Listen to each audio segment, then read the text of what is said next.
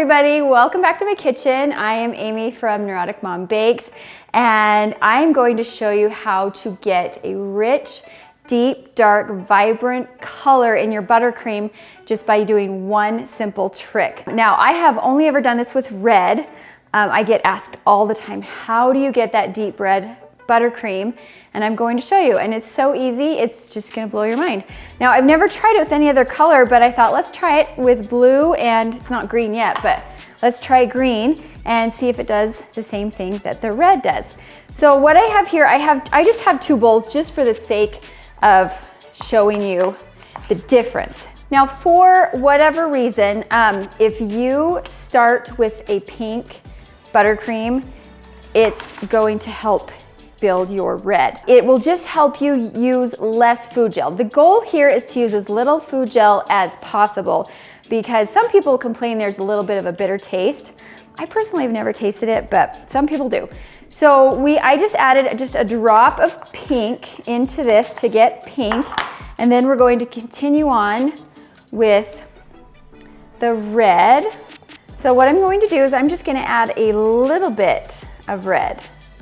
Just a drop or two, and we'll get this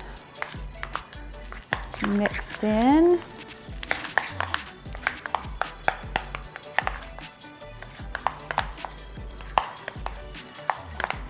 See, just a couple drops, and I've gotten that to just a very light red.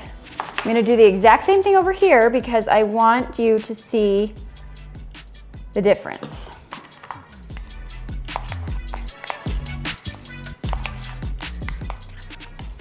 I'm gonna add one more drop to this because I had more in here, so it's not quite the same. More buttercream in this one.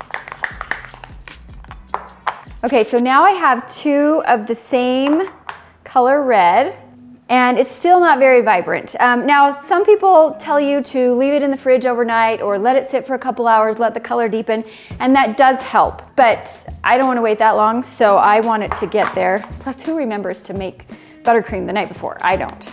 So I am just going to show you this one little trick. What I'm going to do is I'm just going to put this in my microwave for 15 to 25 seconds.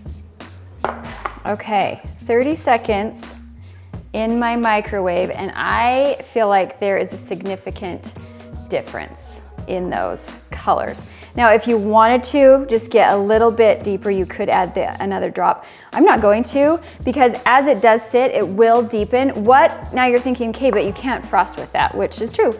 So all I'm gonna do is I'm going to put this in my fridge just for like 15 minutes, and then I'm just gonna give it a good stir, and then it's ready to pipe with. Okay, so let's give this a try with blue. I already have some food gel in here, but let me just add a little bit more. I'm just gonna add one drop to this one and one drop to that one.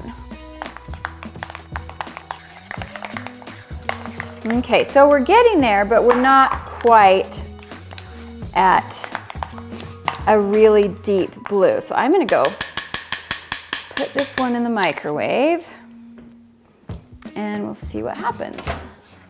Yes, see the difference there. That is a really big difference between the darker and the lighter. And like I said, it will deepen as it sits in the fridge, or you can add just another drop or two of the food gel to get that really deep color.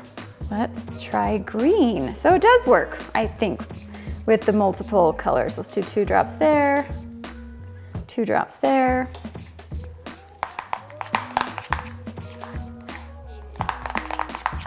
Oh, you know what? Green is a little more potent. I have found that with green, you need less food gel with green than you do with blue and red. And orange and yellow are even better. You just need like a drop of yellow to get a vibrant yellow, and same thing with orange. That's why red is the most tricky color, and the color I get asked about the most, but it's so striking on a cake that I like to use it a lot. So, okay, there's our greens, 2 similar greens. It's already pretty deep, but let's see if we can get it a little bit deeper. Oh, I just think that is so cool. That's a big difference right there. Oh yeah. So if you get your colors even a little bit deeper than these, you will achieve that really, really rich color. Like this one, it started out a little deeper, so it was able to go to this really, really rich green. Now, I must warn you, start with small increments in your microwave. Every microwave is different, and even the bowl type can be different. So just start with 10 seconds and add 5 more and 5 more. This was 22 seconds. That was the magic number for this one. And again, you just stick it in your fridge until it solidifies back up. And then if you ever find your consistency of your frosting changes when you leave it in the fridge, or if you've saved it in the freezer, just adjust by adding more cream or more powdered sugar. When you let it sit in the fridge or freezer, it pulls a little bit of that moisture out. So I usually add a little bit more cream. I will stick it in my stand mixer if it's a big batch, or I will just hand stir it if it's a smaller batch.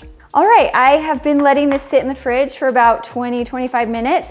Just 2 things to be aware of. You wanna heat your buttercream up, but you don't wanna make it too hot because it can curdle. And then also, don't be worried when you pull it out of the fridge and it looks like it's separated. The butter kind of rose to the top a little bit. That's not a problem. You just have to go back and just give it a really good stir, and it will just pull it right back together. But I just want to show you again the difference that this made. Can you see the difference? So the whole point is to use as little food gel as possible. The green worked really well. And I have heard, if this is helpful, Wilton has a no taste red dye. So if you want to check into that, you could try that also. So anyway, I hope this was helpful. You could try it with some other colors, purple, or I don't know, kind of a coral color, whatever. Just see what colors work for you. And just that one simple trick of just heating up the buttercream changes the whole dynamic of the color. So hopefully this was helpful. Give it a try. If you have any questions, ask in the comments. I'll go back and answer. And if you want to see more tutorials like this, please subscribe to my channel, and I'll see you next time. If you haven't heard yet, I have created an entire online cake decorating course from beginner all the way to advanced. It's divided into 4 separate mini courses that you can purchase individually, or if you want to buy them all in a bundle, you get a discount. If you do buy the full bundle, you get future access to any cake courses or other baking courses I make in the future for free. And I have some of those courses already in the works.